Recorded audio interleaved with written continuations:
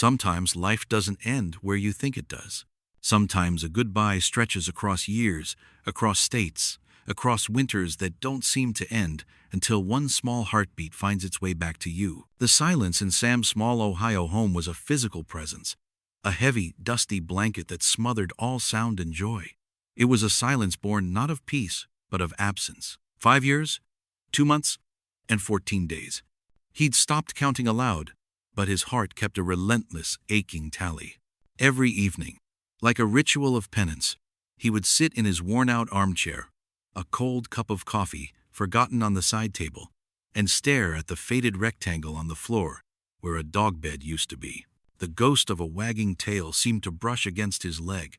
A phantom weight would lean against his knee, and the memory of a warm, trusting lick on his hand would surface, so vivid it made his breath catch. This was the hour he allowed himself to remember, to feel the gaping hole left by a 70-pound Labrador named Max, whose joyful, slobbery presence had once filled every corner of his life. The house wasn't just quiet, it was hollowed out, a museum dedicated to a happiness that had vanished one thunderous summer night. Sam Wilson was a man adrift. A former mechanic, his hands, now gnarled with early arthritis, felt useless. The garage he once owned, Wilson's Auto, a place that had smelled of grease, gasoline, and honest work, had been sold to pay for the search, a search that consumed 2 years and every dollar of his savings. His wife, Sarah, had tried to hold them together after the loss, but the grief was a chasm that widened between them until they lived on opposite sides, strangers in their own home. She'd left 2 years ago, a quiet departure with a single suitcase and tears she couldn't shed in front of him anymore. The divorce papers had been the final, formal seal on a life that had fractured the day Max disappeared. For Sam, Max wasn't just a dog. He was the furry, four-legged cornerstone of the family he'd dreamed of, the last living piece of a life that had been full of laughter and future plans. He was the one who'd greeted Sam at the door every day with a sock in his mouth, who'd rested his head on Sarah's pregnant belly as if listening to the future, who'd been their practice child.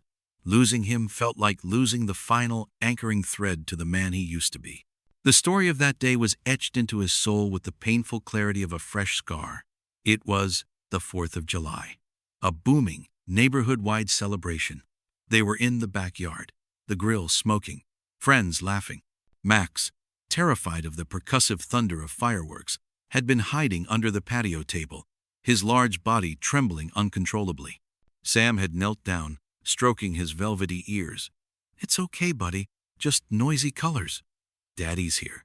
In a moment of distraction, as Sam went to grab more burgers from the kitchen, a massive, illegal M80 went off nearby. The sound was apocalyptic, a crack that split the sky and shook the very windows. In the ensuing chaos of screams and barking dogs, the gate, which a tipsy guest had failed to latch properly, swung open. By the time Sam rushed back outside, his heart already sinking, Max was gone, a black streak of pure terror vanishing into the twilight. His name a desperate, swallowed cry in the explosive night. That moment replayed in Sam's mind 1,000 times, each time with a different, more successful outcome: a latched gate, a held collar, a faster reaction. It was a torture loop of his own making. 500 miles away, in a scrapyard on the outskirts of a small town in West Virginia, a dog known only as Scrapper stirred from a fitful sleep. He was a shadow of his former self, a gaunt creature with a coat once glossy and black, now dulled by dirt and tinged with gray around the muzzle. One of his ears had a permanent notch, a souvenir from a tussle over a scrap of food. He slept curled in the hollowed-out shell of a rusted Chevy, his shelter from the rain and the biting mountain wind. He was a survivor, clever and wary, known to the yard's owner, a gruff but not unkind man named Earl, who left out bowls of kibble and water, earning a modicum of trust from the skittish animal. Earl had tried to coax him inside once during a blizzard, but the dog had panicked, scrambling back into the skeletal safety of the car frames. So Earl let him be, a silent agreement between two solitary creatures. But Scrapper's life was one of quiet endurance, not joy. He didn't play. He didn't wag his tail with abandon. His world was defined by the scent of oil, the taste of stale water, and the constant, low-grade hum of hunger. Yet, deep within his canine consciousness, a memory flickered. It wasn't a clear picture, but a collage of sensations. The smell of sawdust and engine grease on a man's hands. The taste of a specific brand of peanut butter, scooped from a spoon with a theatrical flourish. The sound of a deep, rumbling voice saying, "Good boy, Max. That's my good boy." The feeling of a strong hand stroking the spot right between his ears, the one he could never quite scratch himself. The name Max was a key that fit a lock in his soul. On quiet nights, he would lift his nose to the air, sniffing, sorting through a billion scent particles for that one, unique combination that meant home. This internal compass was the reason he never fully settled at the scrapyard, or the farm before that where he'd been chased off with a shotgun, or the countless other places he'd briefly stopped during his long, meandering journey. An instinct, older than fear, stronger than hunger, pulled him north and west.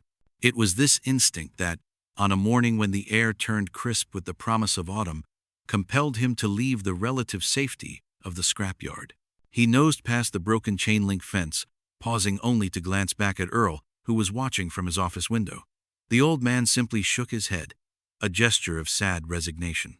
He'd seen that look in the dog's eyes before, a look of purpose. "Go on then, Scrapper," he muttered to the empty room. "Find what you're looking for." And so, Max began the final, most perilous leg of his odyssey.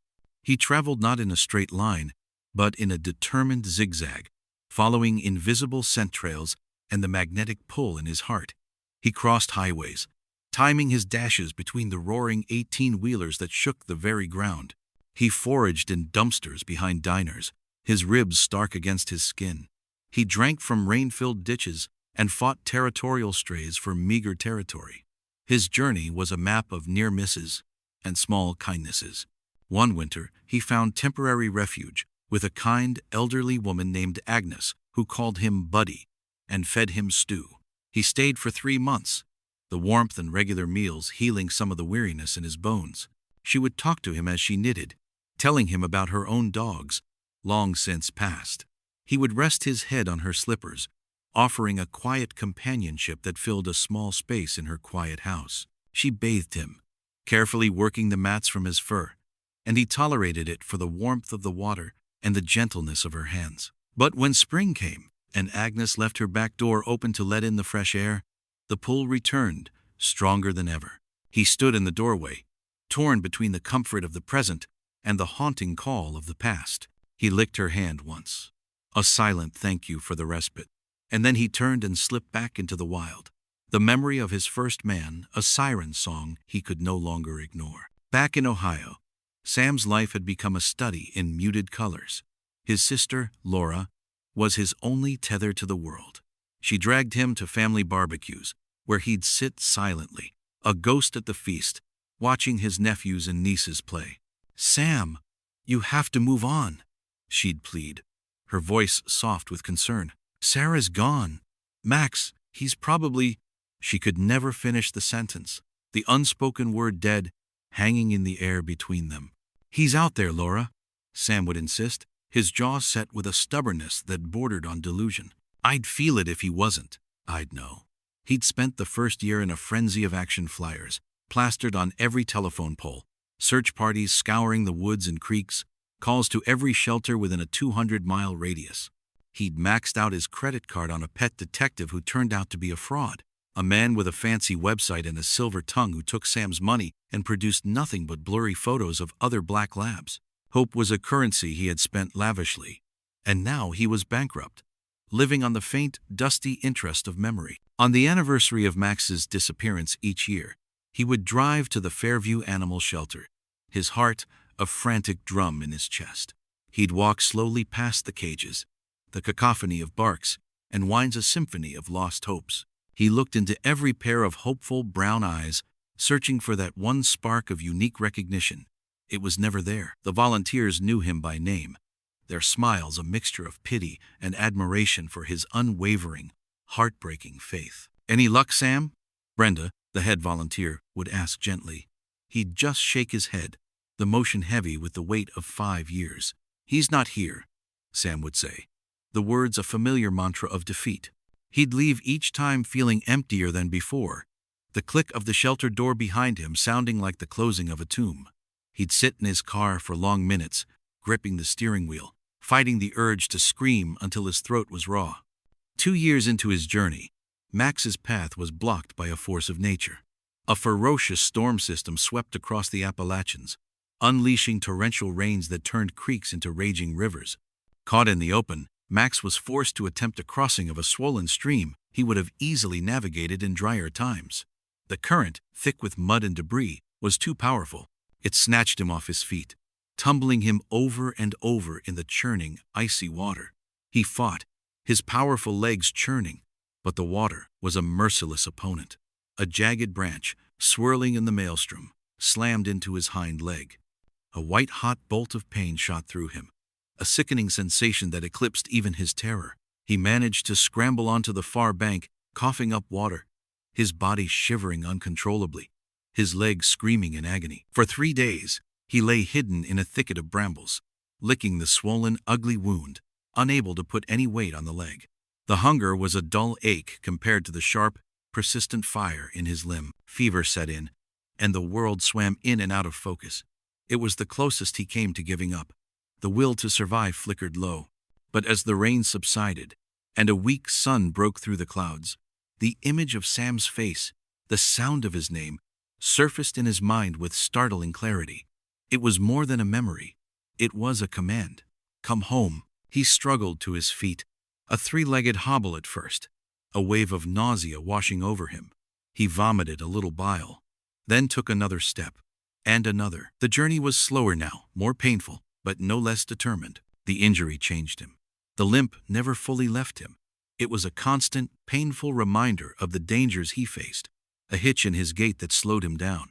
But it also seemed to sharpen his resolve. The pain was a physical manifestation of the distance he had yet to travel.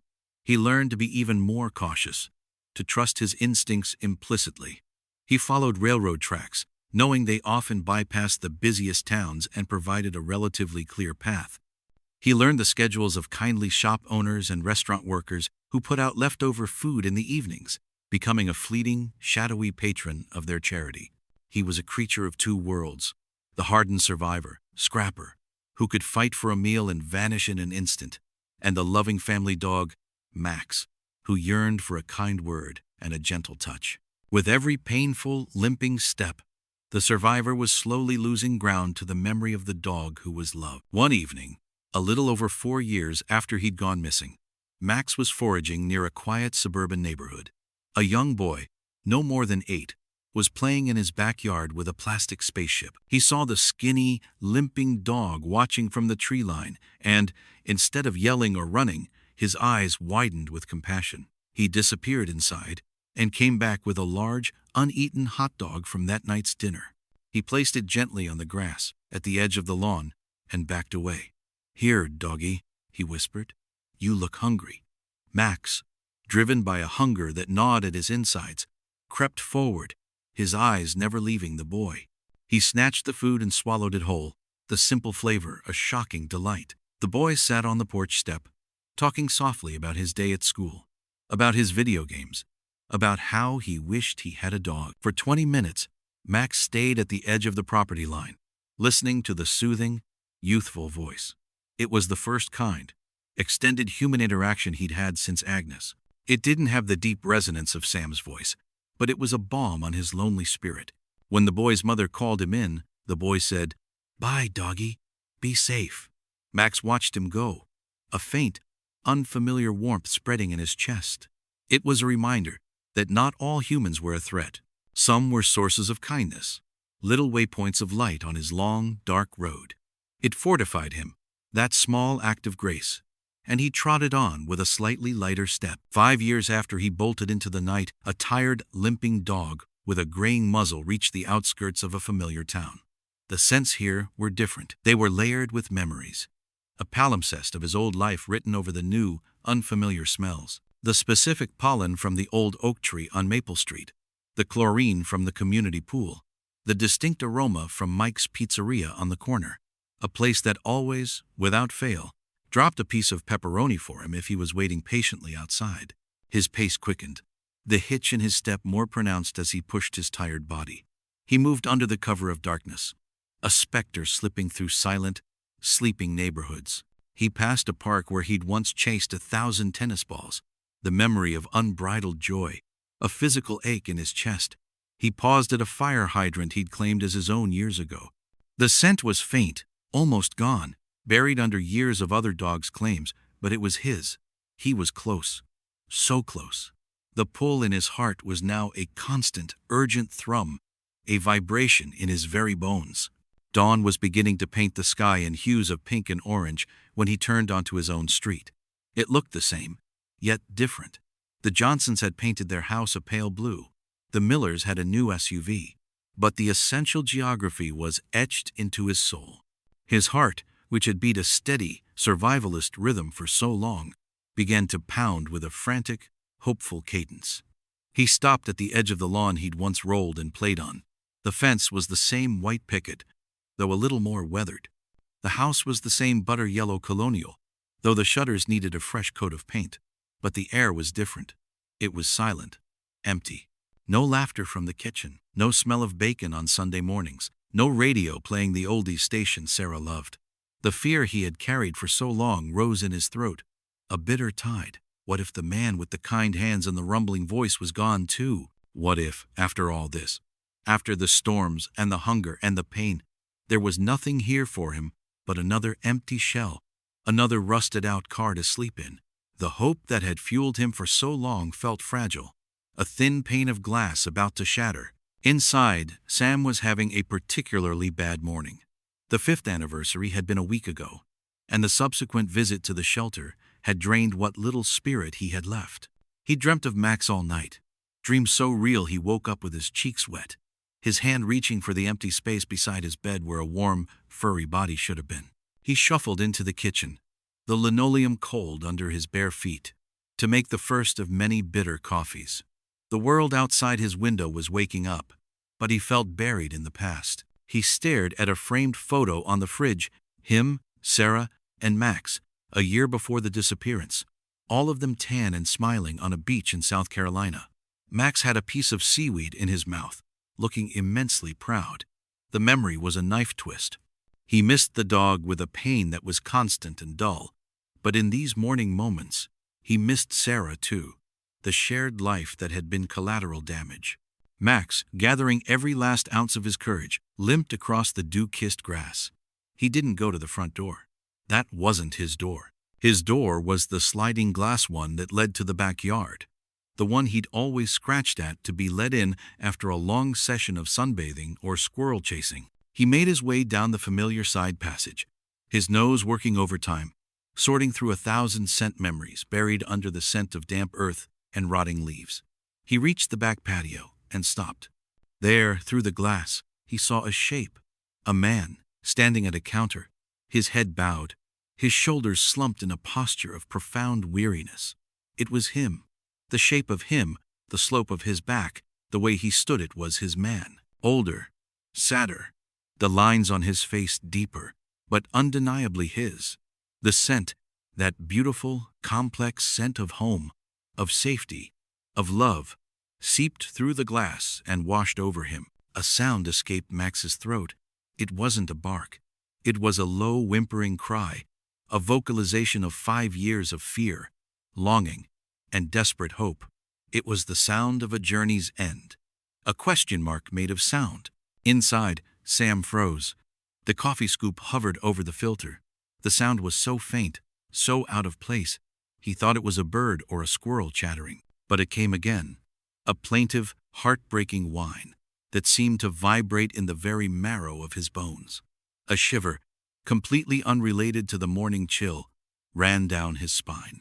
He turned slowly, his heart hammering against his ribs, a foolish, dangerous hope flaring in his chest for the first time in years. "Don't," he told himself, his internal voice harsh. "It's just the wind. It's always just the wind. It's a rabbit. It's your imagination." He walked to the sliding glass door, his breath fogging the cool pane. He squinted, peering out into the soft morning light, and the world stopped. On the other side of the glass, shivering, emaciated, one ear notched and with a pronounced limp, stood a dog. A black Labrador, so thin his hips were sharp angles, his coat matted and dirty with the grime of 1,000 miles. But the eyes, God, the eyes. They were the same warm, intelligent, amber-brown eyes that had haunted Sam's dreams for half a decade. They were locked on his, filled with a desperate, questioning hope, a silent plea for recognition. "No," Sam whispered, his hand flying to his mouth. His legs felt weak. It can't be. This was a cruel trick his mind was playing, a mirage born of grief and sleep deprivation. He blinked hard, squeezing his eyes shut and opening them again, expecting the vision to vanish like it always did. It didn't. The dog was still there. It took another hesitant step forward, its wet nose pressing against the glass, leaving a smudge. A sob, raw and ragged, ripped from Sam's throat. He fumbled with the lock, his hands trembling so violently he couldn't get a grip. He cursed, his fingers slipping, until finally, with a grinding screech, he slid the door open a foot. The morning air rushed in, carrying with it the scent of the dog, a wild, musky, unfamiliar scent of pine and earth and road. But underneath it, like a whisper from the past, was the faint, beloved smell of Max.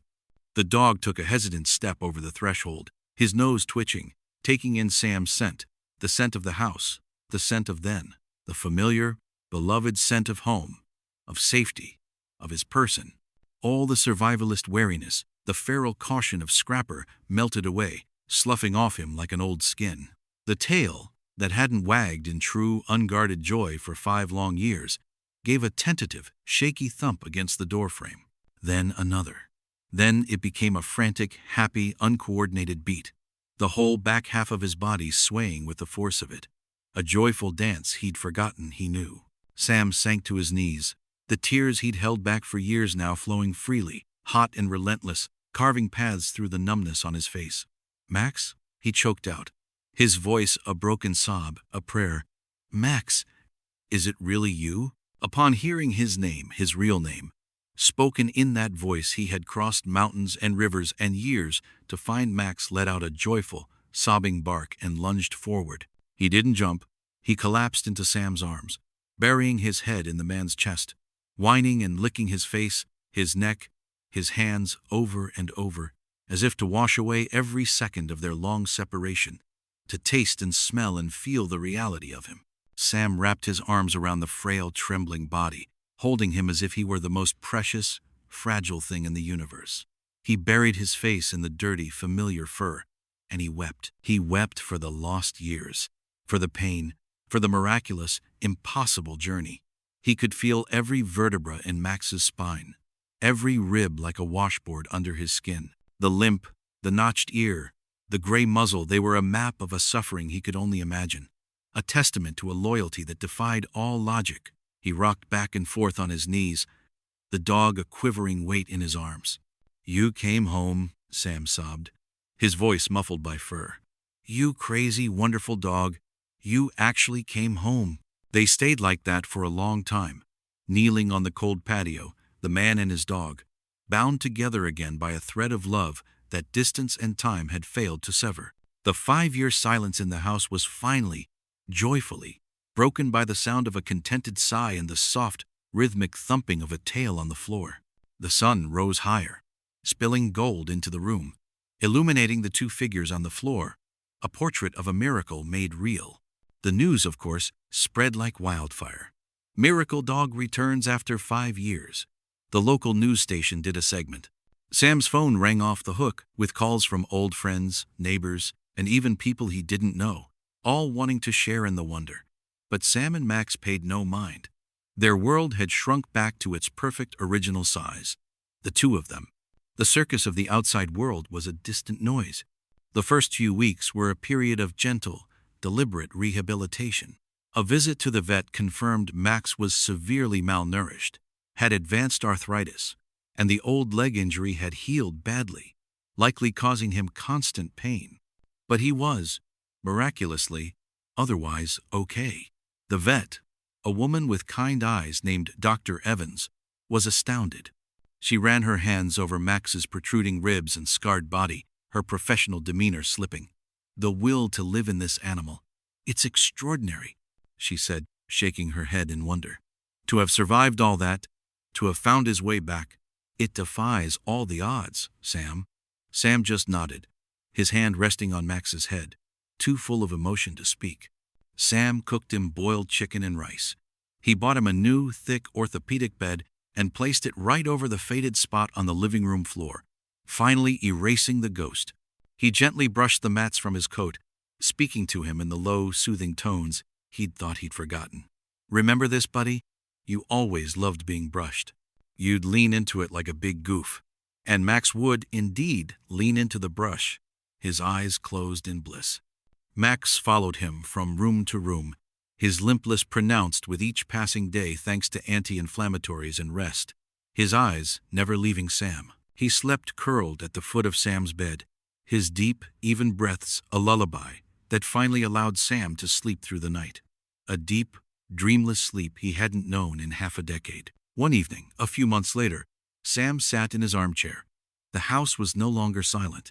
The soft hum of the television, the crackle of the fireplace, and the contented snores of a sleeping dog filled it with a gentle, living music. Laura came over for dinner, and this time Sam laughed at a joke, a real, genuine laugh that surprised even him, a sound that had been absent from the house for so long it seemed new. He was playing with his nephews in the backyard, throwing a soft, new stuffed duck for Max, who would retrieve it with a slow, dignified trot, his tail wagging a steady, happy rhythm, before dropping it carefully at Sam's feet. The story even reached Sarah. She called, her voice hesitant. "I heard, Sam. I can't believe it." There was a long pause, filled with the static of their shared history. "I'm happy for you. Really." It wasn't a reconciliation, too much water under that bridge, too many lonely nights endured separately, but it was a peace offering, an acknowledgement of the shared pain that was finally, for one of them, beginning to heal. It was a thread snipped clean, instead of left to fray. Sam looked at Max, who had settled at his feet, the duck toy safely tucked under his chin. The dog looked up at him with utter adoration, his eyes clear and full of a peace that had been missing for years. The journey had changed them both. Sam was no longer the broken man waiting in the silence. He was a guardian, a keeper of a miracle. He had purpose again.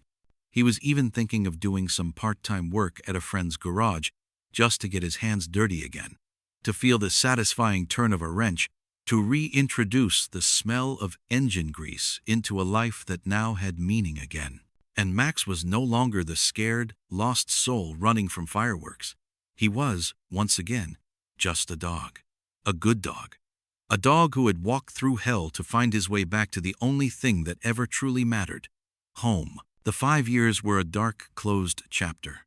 The empty space on the floor was filled. The silence was gone. And in its place was the profound, peaceful, and utterly captivating sound of a second chance. A sound that, for Sam Wilson, was nothing less than the sound of his own heart starting to beat again, strong and steady, finally home. Thanks for watching. Click the subscribe button below to subscribe to our channel.